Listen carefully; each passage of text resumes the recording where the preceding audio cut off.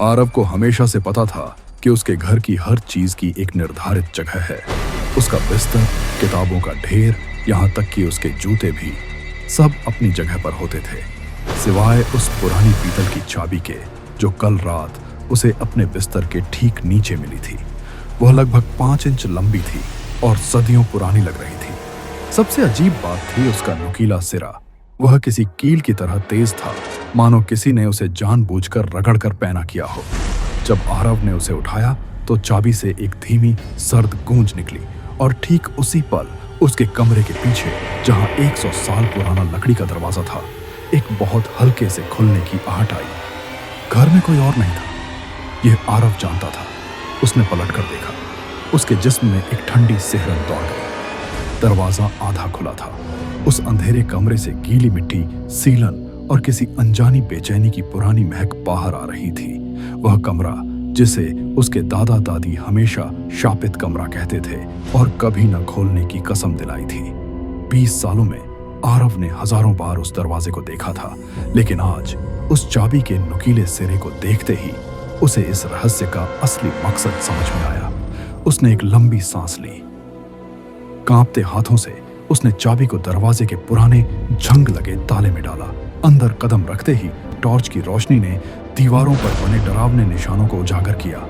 वह निशान इंसानी उंगलियों के लग रहे थे, रगड़े हुए, सूखे खून के धब्बों से लिपटे हुए, जैसे किसी ने आजाद होने की आखिरी बेबस कोशिश की हो।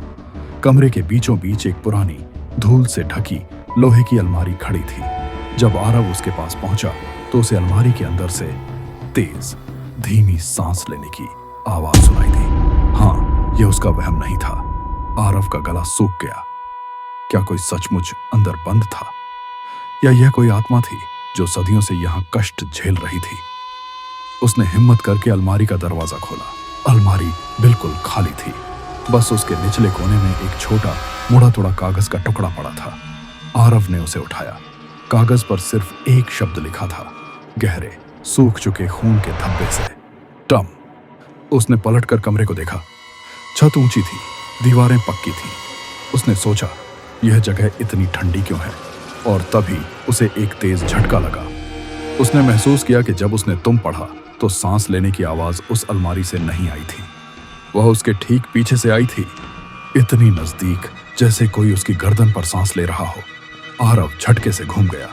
उसके पीछे कोई नहीं था, मगर शापित कमरे का दरवाजा, जिसे उसने खुला छोड़ दिया था, अब कसकर बंद हो चुका था। आरव ने घबराकर दरवाजे को धक्का दिया। वह हिला भी नहीं।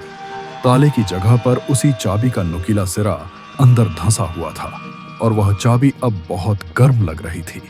वह ऐसे अंदर जा चुकी थी जैसे उसे अंदर से किसी ने तेजी से धकेल दिया हो। उसने घबराकर अपनी जेब में हाथ डाला, जहां से उसे दूसरी चाबी मिली थी।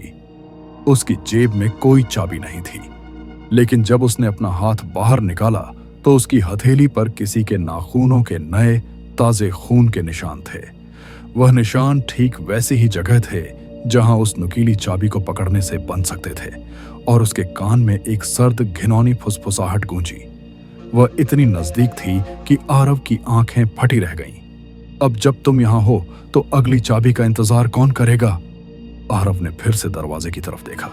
ताले के पास पीतल की चाबी पर खून के ताजे दाग चमक रहे थे। सोचने वाली बात यह है, क्या यह वही चाबी थी जिसने उसे कमरे में बंद किया था, या वही चाबी जिसे उसने बाहर से खोला था?